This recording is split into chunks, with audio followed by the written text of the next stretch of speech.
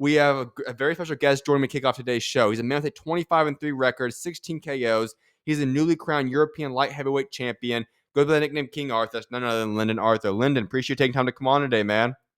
Thank you. What did you just say about Jake Paul and Joshua? It just got announced right before I went live that we just came out saying from the Ring magazine, Anthony Joshua and Jake Paul are finalizing a deal for a heavyweight fight on Netflix in December in Miami. No way. Yeah, it just came out right now. So I don't know if it's exhibition. Does not say that right now. It says it's heavyweight fight. Paul steps up to fight the former heavyweight champion after his exhibition with Grant the Tank Davis was canceled. Might see Jake Paul get hurt and finally.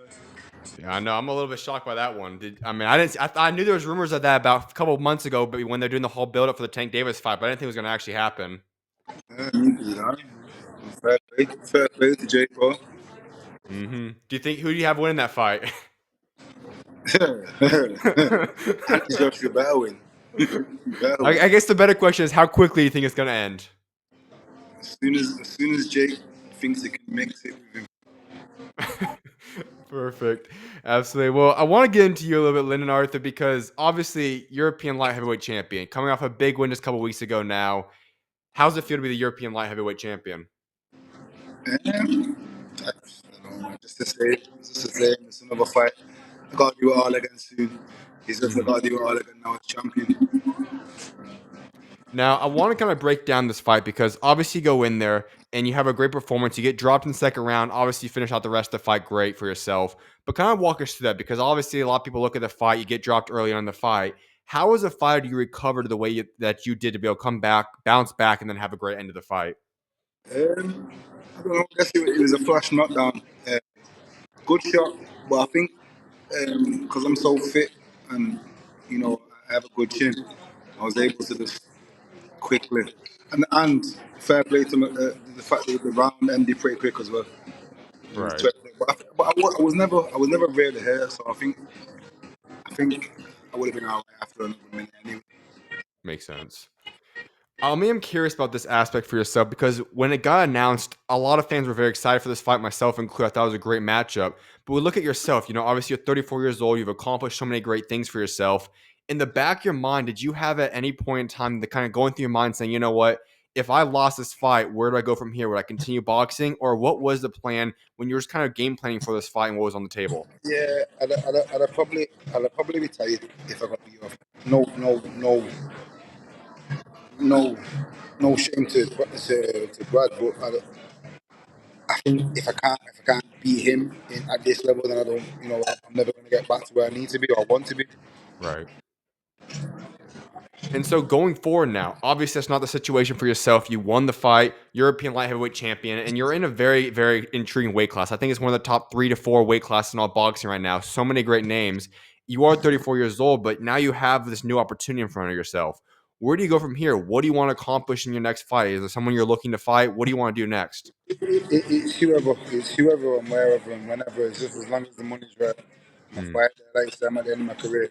I still want to achieve good things, but it also must pay well.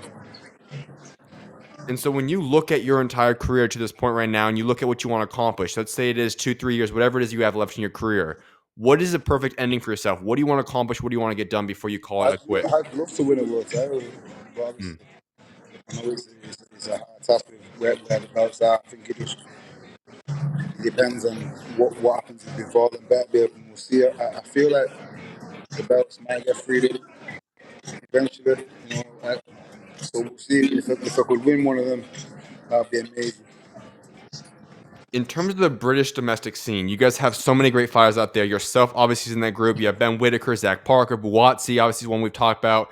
Obviously, Anthony Yarde, you've already had your trilogy with him, but Ezra Taylor, Willie Hutchinson, Craig Richards. Out of all these guys, would you want another domestic fight, a big domestic fight? Would you want to fight someone in another country? I think they're the best ones. The domestic fights are the best ones because it's kind of black and white situation. You kind of we're from the UK, all from the UK, so Right. it's like I'm the best in the UK. If I'm better than you in the UK in our regional thing. There is one name. I know you guys were building up for a fight before, Joshua Buatsi, same card as you just fought him right there. Is that a fight we could ever see you guys come together and try making again? Me and Boxy are cool. Me and Boxy have fought before in amateurs, and it's a fight that I definitely take serious. Uh, I'm not one that I shy away from. We're all every single name person you just named, and at this then is the same goes for them as well. Mm. I am curious, when you look at yourself now moving forward, is there a certain thing that when you talk about how many fighters you have, how many years you have left in the sport, is there a certain timeline you have for yourself, or when you accomplish this, you move on, or what's kind of the game plan in terms of when you're going to say, you know what, I'm ready to move on from boxing? I feel like I feel like my body will tell me before my brain will. Okay. I mean, my body's not doing what it needs to be doing no more than it. I know that it's the time they call it a date. It's a horrible sport. You can get hurt. You know what I mean? I got Hmm. kids. Absolutely. Now, you did fight in Manchester in your last fight. I want to ask about that aspect. Being able to fight at home, how special is that for yourself? It was good. It was good. I've not boxed in Manchester for 6 years. And to box in the new arena, and to box in a derby, like red versus blue. Two Hmm. Manchester guys getting on and put a good fight on for the fans. I'm happy that it all happened how it did, especially being in Manchester as well. Growing up in Manchester, I'm curious, how big of an impact did that help in making you who you are today, the fighter you are today? Just what does it mean to be able to represent Manchester? Yeah, it means everything, man. Manchester's only small, you know, and I don't feel like I feel the shoes of your qualities and your Yarde recipes, but I'm definitely doing my my thing in the Manchester scene of boxing. Hmm. In terms of your family, you've grown up in a fighting family. Your cousins, Zelfa Barrett, obviously Pat Barrett, who now is your trainer. I want to ask about that aspect. Just having these guys be a part of your life, what kind of helped them, and what impact have they had in your career in helping you make you into the fighter that you are today? Pat, massively, Pat's been there since the beginning, since I was an amateur. So Hmm. I'm my first fight as amateur and to my last fight as a pro now. So he's massive, and just to have anybody close to you in boxing going through the same stuff as you, it's always a bonus. Now, I believe you started boxing right around 10 years old at that point in time, 10, 11 years old. Did you Now ever imagine I started boxing at 19. 19? But did you start training though around 10 or 11 years old? No, Okay. 'Cause I remember I saw I a start, story I, online I that. start, no, I started training when I was 19. Okay, gotcha. I must have 18 seen the so I wrong had my story first then. fight when I was 19. Okay. And at that point, that's when Pat then introduced himself to you, or when you guys started to really, he brought you to the gym, right? Yeah, yeah, well, about 18. Okay, gotcha. For some reason, the article I read, I must have had the wrong dates then on that one. But then, so Yeah. you're 18, 19 years old. If I come to you at that point in time, I say, you know what, you're going to become and accomplish everything you've accomplished at this point in time. How would you have reacted to that? And I said, I believe you because I was Mm, always confident. right. You know, I wouldn't know if it was going to be true or not, but I definitely said I believe you. Mm. As you look through your career, all the fights you've had, all the accomplishments you've had, what moment from your boxing career stands out the most to you? Probably my first fight. Mm, My first fight. You can only have one professional debut. right. I got the box on such a big card, and it was an achievement to go from, like, say, starting at 19 to 10 pro on such a big card at boxing. And then I want to kind of go into the Anthony Yard fights. You obviously have your trilogy with him, but the very first situation, you're fighting in the middle of COVID. I just want to ask about that aspect because obviously that shut the whole world down. You guys had the fight scheduled for, I think it was April originally, then obviously gets postponed down to December. When you talk about that aspect, what was the whole Anthony Yard trilogy like, and especially that first fight fighting during COVID? Um, it was all fantastic. That yard fight, man. That yard fight was something that we asked for the same day that I was in Cameron's office to get signed by him. Hmm. So I won that fight. And we always knew that he was going to be Mm, a dance partner, somewhat. Um, so to be able to get the trilogy out and get three good fights, or three very different fights, all of them, it's an amazing thing because to have a trilogy in boxing is hard to come by, right.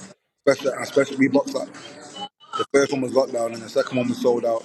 The arena where it boxed, and then the third one was in front of 40, 50,000 people on Hmm. on the Eubank bank card. So we made history for ourselves. Right. And that's what I want to ask about right there because I think that's such a huge thing for yourselves. Very few people get to say they were part of a trilogy and the way it ends. You know, you're a part of the Chris Eubank, Conor Benn, one of the most historic nights in British UK boxing scene.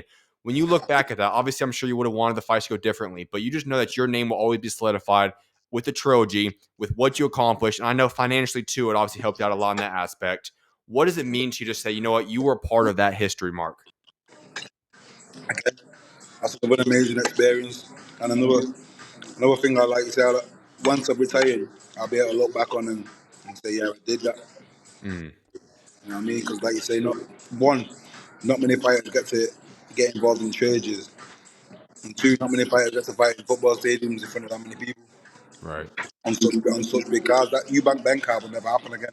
Even though it's happening, the rematch, the first thing of that happening, the history of that, never be able to happen again. But I will always be a part of that. So right. You also have another big fight. You fought Dmitry Bivol. I want to ask you about that aspect. It's another one of those things that you look back on. You're going to fight somebody who will be a first ballot Hall of Famer, one of the best of this generation. When you look at that situation, though, what did you just learn from that? Being in the ring with the guy Dmitry Bivol, what did you learn and take away from that opportunity?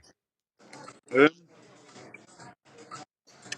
just through the circumstance of what I had to go through in this short space of time to get ready for that fight, it just showed me a lot about myself and how Mm, resilient I can be. right. Because I only had 4 weeks training. I had to lose a whole lot of weight. Couldn't walk. I was injured. Mm, And I still went in there and did 12 rounds with the best lightweight of this generation. And probably up there pound for pound, top five minimum. yeah, right. Right. And as much as I lost, to take a positive from that situation, uh, I went in there and did all that under what I was under. So I can only be proud of myself. Had you been healthy in that situation, had a longer training camp, all the different aspects, how much different do you think that fight would have went? I'm not saying I'm not stupid. Also, Right. I'm a realist, so I understand the task of Bivol. I Hmm. understand how good he is. I'm a fan of Bivol before I fought him. I was a fan of him. So I'm not saying I'll beat him, but I'll definitely be able to give a better account of myself. Right. Out of everything you have accomplished so far to this point in your career, what would you say is the most shocking thing to yourself, or has everything that's happened been something you saw happening? What's more shocking? Yeah, like what would you say is the most shocking, or kind of you look back on and say that's probably the highlight of my career so far?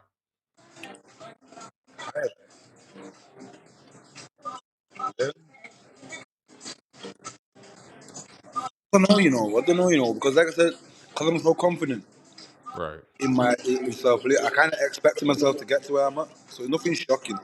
Mm, Nothing's shocking to me without sounding cocky. Nothing's shocking. I feel like I've underachieved. mm. I love that mindset right there. And I want you to actually elaborate upon that because obviously you have the success you've had in your career. Sometimes the mentality of the athletes have to be a little bit different. Have to have such an extreme confidence in yourself. Walk us through that. Why do you have that about yourself? Why have you always said, you know what, I'm going to go out there and accomplish great things. I believe in myself. Why is that? Just, I'm scared of being unsuccessful. Mm, You know, I'm scared of not being able to give my son and my daughter what they want, mm, if and when. gotcha. So I guess that's probably a big reason. I love that. All right. Well, I've got a few different things I want to wrap talking about. One of which is this. You go by the name King Arthur. I want to know the backstory behind that. How did that nickname come to be? How'd you get that name? It just made sense. Right. My name's Arthur. King Arthur was a thing, so it just made sense. That I think it might have been Tommy McDonald, one of my first coaches. He used to call me that as a joke. Okay. King Arthur's there kind of thing. Just kind of stuck, but it made sense also. Right. I want to ask your prediction because there are some big fights domestically. Obviously, one's coming up this weekend. I want to ask you about, and then also some fights within your weight class. The very first one I want to ask you about: Chris Eubank Jr., Conor Benn 2. Who do you have winning the rematch? Um, I think it will be a better fight, Okay. but I do think Chris will win. All right. You I think said better. size does matter And you said it's going to be a better fight. Obviously, the very first one was probably the fight of the year already. Why do you think this one will be able to top that one? because they're both aware of each other. Um, where Conor beat Conor now, he's going to be really sharp. Mm, He's going to go back and watch everything he's done wrong and try to rectify that. And Chris Eubank knows what he brings now, right. and he's aware of the velocity that he comes at, and how ferocious that Conor Ben is. So I think he'll be a little bit more sharper and stuff. Okay. I expect a better fight. The co-main event on this card is going to be Jack Catterall, Echo Esserman. Another very intriguing fight right there. Jack Catterall, obviously, he's come stateside the past few months and working now with Bozy Ennis. Obviously, great move, I think, from there. What do you expect in this fight? Who do you have winning that one? Echo is a very, very, very good fighter. Mm-hmm. He's come up the hard way. Not that he had many easy fights. But Jack Catterall going to America and getting that style might be a cheat code. Mm, He's defensively sick anyway. yeah. Yeah, like, and if the Yanks can add on to that, I think he'll be a really bit hard person to beat. Mm-hmm. That's exactly what I said before. So I want to ask you a little bit more on that part. So you think that Jack Catterall making the move to Bozy Ennis is going to be huge for himself and be able to make him almost give him the edge to win this fight then? I think it gives him an edge to Okay. beat a lot of people Mm, because his defensive is sound anyway. Like just off his own back. Never mind going over there and getting a touch of America in as well. right. And then I want to go into a fight that's going to be happening in 2 weeks now in your weight class. David Benavidez, Anthony Yarde. Who do you have winning that one? I give I give Yarde a chance because he can punch, but Okay. it's going to be a hard fight. It's a hard task for him to do. Mm, Benavidez is a monster. right. And I'm curious as well because David Benavidez, say he wins that fight. Obviously, a lot of people are going to start asking very quickly, okay, he should go fight Dmitry Bivol. Do we still have the trilogy between Bivol and Beterbiev? What's your thoughts on how you'd handle that? If you were the guy making all the matchmaking right now, would you prefer to see the trilogy happen first and then Benavidez fight the winner of the trilogy, or how would you make it? You do the trilogy just because his history and they've had 24 rounds. Like you can't pick them. A lot of people think Beterbiev won. A lot of people think Bivol won. I think it will go like that again. It's gonna be Mhm. another close fight, but then it's final. Whoever wins that wins. And then I think Benavidez will wait anyway. Right. So let's say we have the trilogy happen and Benavidez fights Beterbiev and Bivol. Does he win against either one of them? Does he lose against both of them? How do you see this playing out? I think he's got a better chance winning against Beterbiev. Okay. But you don't think he'd beat Bivol then? No, Okay. So you'd say without a doubt that Bivol's the best fighter of this generation at light heavyweight. I think so. All That's right. my opinion. Fair. It's obviously not fact, but I believe he is. So what makes him so special? Because we watch him. Obviously, everyone can have their own opinion on him, but you obviously are very, very high on him as well. What makes Dmitry Bivol so special? The way that he can adapt, the way that he gains distance, sorry, very quick. Mm, And his style and his jab. mm-hmm. All right, well, I've got a couple questions before I let you go, Arthur. One of them is this, and Lynn, I want to ask you about this aspect. And this, obviously, we talk about your future plans and some of those aspects right there. But when can we see you back in the ring? Is there a certain timeline you want to see? Early 2026, mid 2026? When can we see you back in the ring? Probably probably a bit early 26, Okay, March, April, sounds good. probably about then. Yeah. Perfect. And then the final question I want to wrap up with is the question I like wrapping up each and every single interview with, and that's talking about your legacy. Obviously, we talk about one day, obviously, you're going to move on from boxing, and that'll be that. But when you do move on from boxing, what do you want to be remembered for what you've accomplished both inside and outside of the ring? Um, someone that tried, Hmm. someone that tried, to change your life around. I shouldn't be here. Not like we shouldn't be alive, but like from how late it started and what the path was going down. Right. You know. Absolutely. Well, Lyndon, I appreciate you taking time to come on today. It's been a blessing and honor having you on the show. And I can't wait to see what God's got in store for you, man. Thank you very much. Thank Of you very course. much, man. You're always welcome on, man. God bless. Thank you.